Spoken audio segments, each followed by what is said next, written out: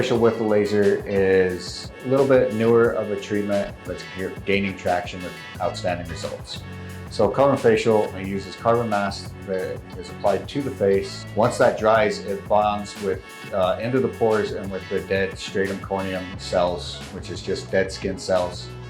And then you use a Q-switch ND-YAG laser to then basically explode those carbon materials, and that removes all of those dead skin cells and debris on the skin surface, revealing the living skin cells, causing the appearance of smoother, lighter, more bright skin.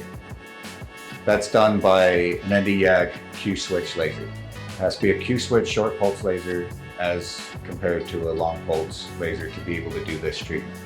So ND-YAG stands for neodymium doped yttrium aluminum garnet laser.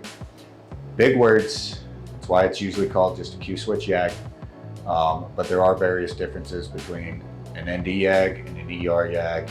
You want to make sure you're using always the right tool for the job. So we're going to use the right device for those treatments.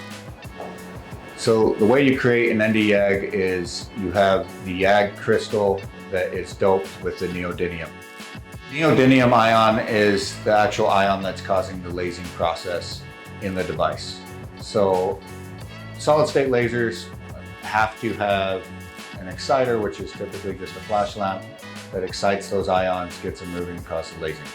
So to have a Q-switch compared to a long pulse that we talked about earlier, you have to have a particle cell that creates it to get you basically a really short pulse time. Pulse time is just how long the laser energy is affecting the treatment area. When we talk between long pulse and short pulse, you're talking fractions of seconds, millions of seconds. So it doesn't seem like it's a big difference, but it does cause a lot of different reactions. Long pulse ND-YAG lasers are great for hair removal, not good for tattoo removal, melasma treatments, or in this case, what we're talking about, the carbon facial. So MediCreations uses a nanosecond Q-switch. That is the exact same thing as a pico in the industry. They talk about pico compared to Q-switch. A pico is a Q-switch, just so everybody knows. It's just how short the time is. It's nanoseconds to picoseconds. They're both Q-switch lasers. We use nanosecond laser because that has been proven as 5 nanoseconds is an optimal time for that laser energy to get the effective treatment results. This is such a short pulse that you have to have something that's blocking the energy from coming out to release. Basically, a particle cell is just like a light speed light switch. So it's just you turning it on, turning it right back off in 5 nanoseconds. And that's causing the energy to come out, where you're not getting the thermal damage that can be caused when you have a heat laser or a longer pulse. You're getting that thermal damage on the surrounding tissues.